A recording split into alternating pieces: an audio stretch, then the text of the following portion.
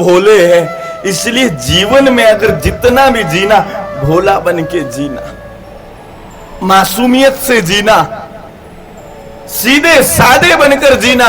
क्योंकि भगवान को ज्यादा चतुर व्यक्ति पसंद नहीं है। भगवान को कौन व्यक्ति पसंद है? बोले भगवान को भोले भाले व्यक्ति पसंद है, भगवान को मासूम लोग पसंद है, सीधे सादे लोग भगवान को अत्यधिक पसंद है। एक भगवान के भगत थे आनंद। आनंद खाते बहुत थे और खाकर लुढ़क जाते थे।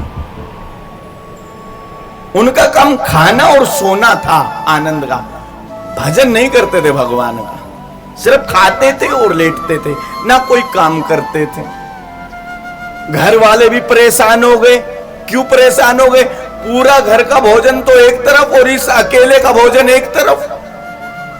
तो घर वालों ने क्या किया? आनंद को घर से निकाल दिया कि भैया तेरा गुजारा ना होवे, तू निकल यहां से।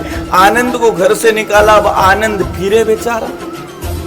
अब फिरता फिरता एक महात्मा जी के आश्रम पे पहुंच गया। वहां पर एक तख्त पे गुरुजी बैठे हैं। आनंद ने जाकर प्रणाम किया। गुरुजी प्रणाम। गुरुजी मैं आपके आश्रम में रहना चाहता हूं, तो मुझे आपके आश्रम में रहने के लिए क्या कुछ करना होगा?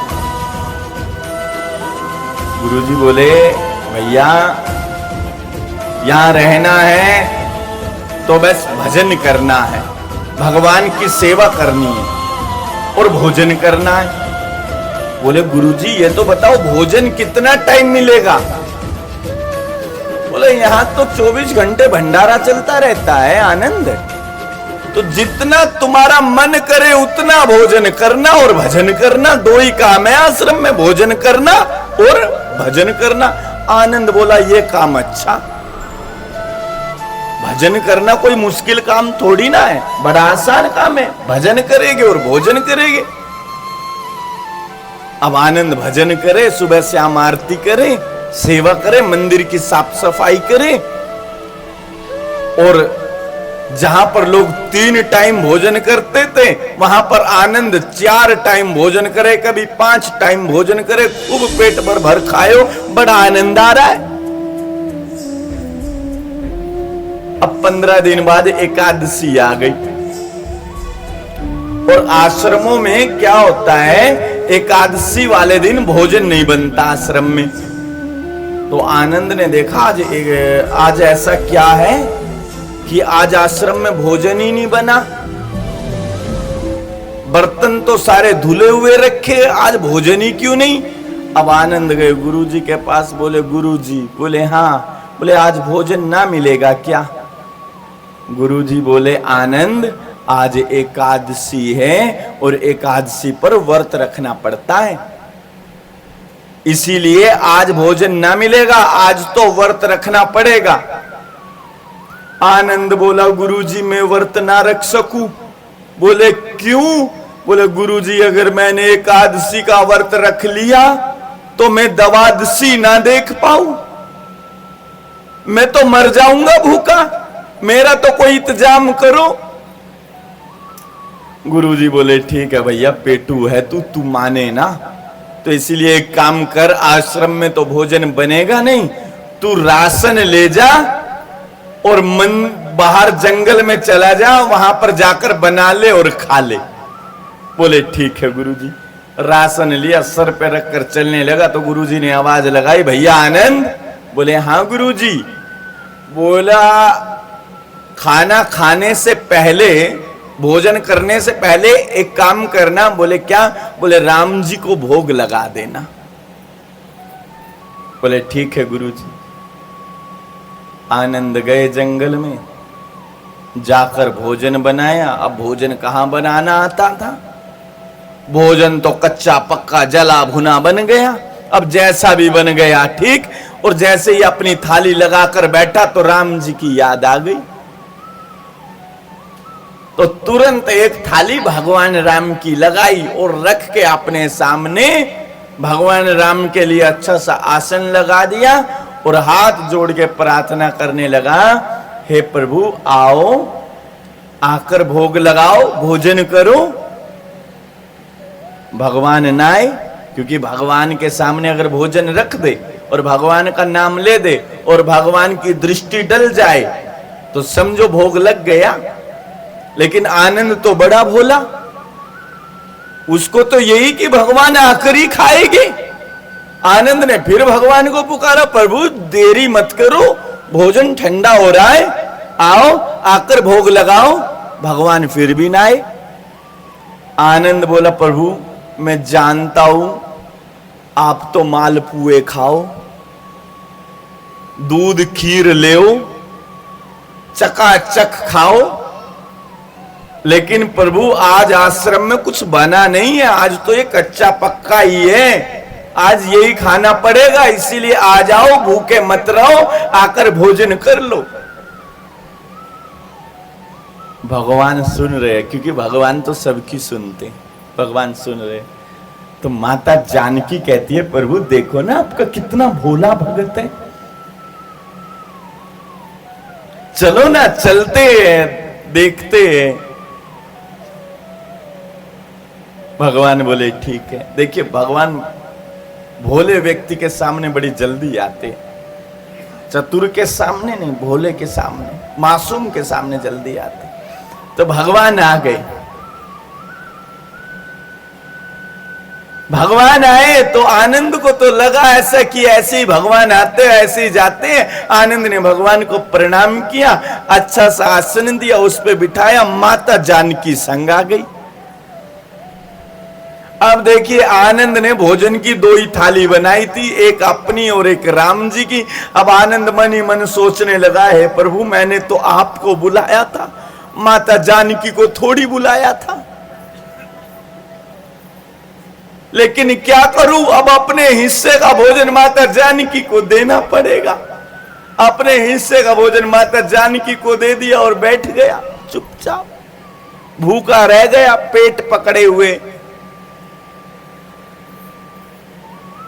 जाने अनजाने में एकादशी हो गई, और कहते हैं एकादशी का व्रत जाने अनजाने में भी रख लिया तो भी फल प्राप्त होता है।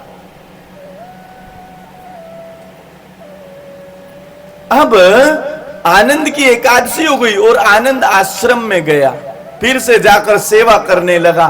15 दिन बाद फिर एकादशी आई। आनंद बोला, गुरुजी, बोले हाँ, बोले अब की बार कम राशन मत देना। बोले क्यों? बोले राशन ज्यादा देना, क्योंकि भगवान राम अकेले नहीं आते, संग में अपनी धर्म पत्नी को लेके आवे और मैं भूखा रह जाऊं। गुरुजी ने सोचा कहां भगवान राम इसके पास आते होंगे, हमने इतने साल से रामायण पढ़ रहे हैं, रामचरितमानस का पाठ कर रहे हैं, भजन कर रहे हैं, हमें तो आज तक राम जी ने दर्शन नहीं दिए, इस पागल को कहां से दर्शन दे दियोगे? पेटू हुए, कम रह गया होगा पिछली बार राशन, इसलिए ज्यादा लेके जा रहे। कोई नहीं, ले जा भैया, तू ज्यादा ले जा। ज्यादा राशन लेकर गए, जाकर भोजन बनाया, 3 थाली लगाई, एक अपनी, एक माता जानकी की और एक भगवान राम की। 2 आसन लगा दिए, एक अपना आसन लगा लिया और पुकारा भगवान को, आओ प्रभु आकर भोग लगाओ। अब देखिए भगवान राम तो आए आए, माता जानकी को भी लेके आए, और कमाल की बात तो ये हो गई अब हनुमान जी को और ले आए। अच्छा हनुमान जी क्या थोड़ा खावे? अब हनुमान जी को लिया है, हनुमान जी ने तो सारा सपाचट कर दिया। आनंद फिर पेट पकड़ के रह गया, बोले ओहो फिर भूखा, फिर एकादशी हो गई जाने अनजाने में। आनंद फिर गए, 15 दिन बाद फिर एकादशी आई। आनंद बोले गुरुजी, बोले हाँ, बोले राशन का तो बोरा का बोरा दो। बोले ऐसा क्यों? बोले राम जी अकेले ना आवे, मुझे तो भय लगे कभी वो आज पूरा कुटुंब ना ले आवे, जब भी आवे 1-2 को संगी लेके आवे। पूरा बोरा राशन का उठा लिया। अब गुरुजी के मन में पाप आ गया,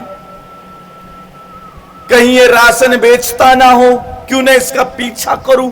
अब गुरुजी ने पीछा किया, आनंद जंगल गया, जाकर बोरा रखा तो मन में आया नहीं, बनाता नहीं हूं भोजन। राम जी का कुछ नहीं पता, इस तरीके के पूरी अवधपुरी को उठा लाए। इसीलिए एक काम करता हूं, पहले राम जी को बुला लेता हूं, देख लेता हूं वो कितने आते हैं, फिर भोजन बनाता हूं, नहीं मैं भूखा रह जाता हूं। अब रख के राशन का बोरा भगवान राम को पुकारा, भगवान राम आए, संग में मां जानकी आई, हनुमान जी आए, अब की बार तो भरत शत्रुघ्न और लक्ष्मण और आ गए। राम जी आकर बोले आनंद लाओ थाली, लगाओ भोजन। बोले प्रभु भोजन तो ना बनाया। बोले क्यों? बोले प्रभु आपको बुलाता अकेले क्यों? देता तो मैं आपको न्योता हूं, लेकिन आप चूल्हा न्योत के साथ आते हो। मैं तो आपको न्योता देता हूं, लेकिन आप चूल्हा न्योता समझ के आते हो। इसलिए प्रभु भोजन आज नहीं बनाया, हर बार मैं बनाऊं, अब की बार आप बना के खिलाओ। अच्छा देखिए, भगवान जैसा भगत का भाव हो वैसे भगवान हो जाते हैं। तो भगवान भोजन बनाने लगे, मां जानकी चूल्हा चौका तैयार करे, हनुमान जी लकड़ी लेकर आए,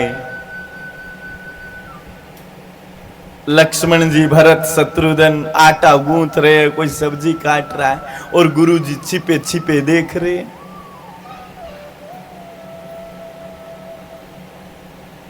और गुरुजी जब छिपे छिपे देख रहे हैं, छिपकर देख रहे हैं, और देख रहे हैं सब काम अपने आप हो रहा है, सब्जी अपने आप कट रही है, आटा अपने आप गुथ रहा है, लकड़ी अपने आप आ रही है, तो गुरुजी पेड़ के पीछे बोले अरे भैया आनंद।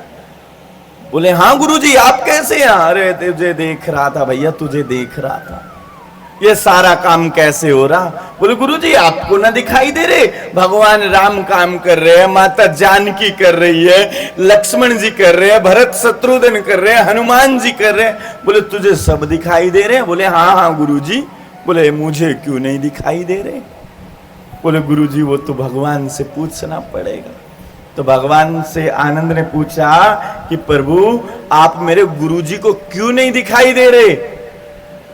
तो भगवान कहते हैं आनंद तेरे गुरुजी को अपने किए हुए भजन का अहंकार है कि मैं इतना भजन करता हूं। तेरे गुरुजी को अहंकार है कि मैं इतनी रामायण पढ़ता हूं, इतना रामचरितमानस का पाठ करता हूं। तेरे गुरुजी को अहंकार, तेरे गुरुजी को अहंकार है कि मैं सेवा करता हूं। तेरे गुरुजी को अहंकार है कि मैं ज्ञानी हूं, विद्वान हूं। तो अहंकार किसी भी चीज का हो, और जो व्यक्ति अहंकारी होता है मैं उसको कभी दिखता नहीं, क्योंकि अहंकार कांच पे जमी हुई धूल के समान होती है। कांच पे अगर धूल जम जाए तो अपना चेहरा दिखेगा नहीं, कांच को साफ करना पड़ेगा तब जाके चेहरा दिखे। इसी भांति अहंकार धूल के समान है। अहंकार को जब खत्म कर दोगे और भजन करोगे तब जाकर दर्शन हो। तो आनंद ने अपने गुरुजी को बताया, गुरुजी ने अपने अहंकार का त्याग किया, भगवान से क्षमा मांगी, तब भगवान ने आनंद के गुरुजी को दर्शन दी।